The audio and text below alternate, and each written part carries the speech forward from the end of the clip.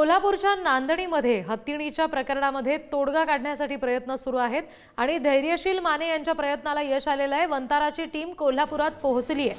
हत्तीणीच्या मुद्द्यावर चर्चेतून मार्ग काढण्याचा प्रयत्न केला जाणार आहे। हत्तीणीला परत आणण्यासाठी कोल्हापूरमध्ये जोरदार मोहीम राबवली जाते।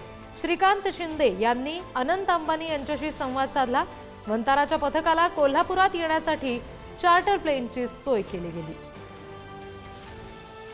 कोल्हापूर विमानतळावरून आपल्याशी प्रतिनिधी शेखर पाटील जोडले गेलेले आहेत, त्यांच्याशी आपण बोलूया। शेखर, आता इथे नेमकं काय घडतंय? वंताराची टीम तिथे पोहोचली असं समजते, यापुढे नेमकी टीम काय काम करणार आहे? रिद्धी बरोबर आहे। कोल्हापूर विमानतळावरती वंताराचे सीईओ जे आहेत ते पोहोचलेले आहेत। एका खासगी विमानातून ते आता दाखल झालेले आहेत आणि माझ्या मागे काही क्रू मेंबर दिसत असतील, ते रिलायन्स ग्रुपचेच क्रू मेंबर या ठिकाणी आपल्याला दृश्यांमध्ये दिसत आहेत। खरं तर सीईओ जे आहे ते काही वेळापूर्वीच या ठिकाणी दाखल झालेले आहेत। त्यांच्यासोबत आता खासदार धैर्यशील माने असू देत, खासदार धनंजय महाडिक असू देत, हे सुद्धा दाखल झालेले आहेत। काही वेळातच ते आता विमानतळातून बाहेर येतील। मात्र गेल्या अनेक दिवसांपासून आपण पाहतोय ज्या पद्धतीनं माधुरी हत्तीणीला वंतारामध्ये पाठवण्यात आलं, त्यानंतर ज्या पद्धतीनं लोकांनी त्या ठिकाणी विरोध केला होता, दगडफेक देखील त्या ठिकाणी झाली होती आणि हे सगळं झाल्यानंतर मोठ्या प्रमाणात सोशल मीडियाच्या माध्यमातून आणि अनेक नेत्यांच्या माध्यमातून या संदर्भातला आवाज जो आहे तो उठवला जात होता।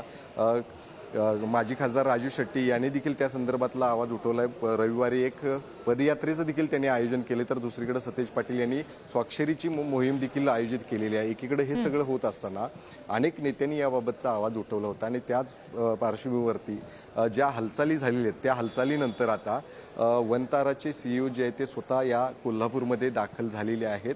नान्नी या ठिकाणी ते जाणार आहेत अशी देखील माहिती मिळते। मात्र पोलीस अधीक्षक योगेश कुमार गुप्ता हे आता काही पदाधिकाऱ्यांशी त्या ठिकाणी बातचीत देखील करताना पाहायला मिळतात। त्यामुळं निश्चितच या सगळ्या दौऱ्यानंतर आता नेमकं पुढं काय साध्य होणार आहे हे पाहणं गरजेचं आहे। ज्या पद्धतीनं माधुरी हत्तीणीला या ठिकाणी परत आणावं अशी अनेकांची भावना आहे।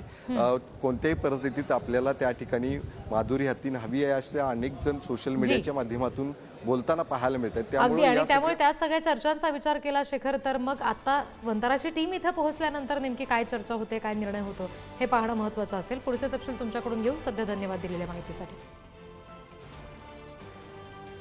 20 जुलैला नान्नीचं शिष्टमंडळ पहिल्यांदा मला कोल्हापुरात भेटायला आलं। त्यावेळी पहिल्यांदा राजकीय भूमिका आम्ही प्रतिनिधी म्हणून भूमिका घेतली की हा हत्ती कुठल्याही परिस्थितीत नान्नी मठामध्ये राहिला पाहिजे। 22 तारखेला सुप्रीम कोर्टामध्ये निर्णय झाला आणि निर्णय सकाळी झाल्यानंतर ताबडतोब संध्याकाळी सगळी व्यवस्था लागली। कालपासून एक स्वाक्षरी मोहीम या देशामध्ये राबवली। काल संध्याकाळपर्यंत 1,25,000 लोकांनी त्याच्यावर सह्या स्वाक्षरी करून आम्हाला गुगल फॉर्म पाठवलेला आहे। उद्या सकाळी हे सगळे गट्टे आम्ही राष्ट्रपतींच्याकडे पाठवून देऊ। सुप्रीम कोर्टातला निर्णय असल्यामुळं राष्ट्रपतींनी त्याच्यावर गांभीर्यानं घ्यावं।